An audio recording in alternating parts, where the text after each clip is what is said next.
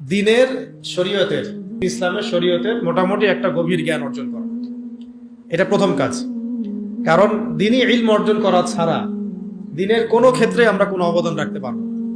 যে বিষয়ে আমার কোনো জ্ঞান নাই সে বিষয়ে আমি কিভাবেই বা জনসচেতনতা তৈরি করতে পারি, আর কিভাবেই বা আমি সেটা নিজে আমল করব, আর কিভাবে প্রতিষ্ঠা করবো? এটা সম্ভব? সম্ভব না। আমি যদি নামাজ সম্পর্কে আমার জ্ঞানই নাই কিভাবে পড়তে হয়, তাহলে আমি তো নিজেই পড়তে পারবো না ঠিক মতো। তাহলে আমি মসজিদে কিভাবে প্রতিষ্ঠাই বা করবো, কেমন করে ইমামতি করবো, কেমন করে বা আমি নামাজ দেশেই বা প্রতিষ্ঠা করব? সম্ভব? তাহলে এক নম্বর পয়েন্ট কি আসলো বলেন?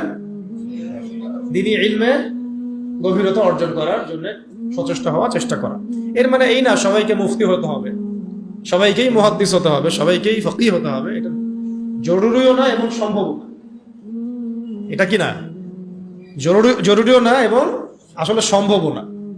নির্দিষ্ট একটা শ্রেণীর মানুষ ফকিহ হন, নির্দিষ্ট একটা শ্রেণীর মানুষ মুহাদ্দিস হন, মুফতি হন, কিন্তু আমভাবে শরীয়তের যে ফরজিয়াতের জ্ঞান, এটা আমাদের সবাইকে অর্জন করতে হবে। তলাবুল ইলমি ফরিদাতুন আলা কুল্লি মুসলিম, এটা হলো ব্যাখ্যা।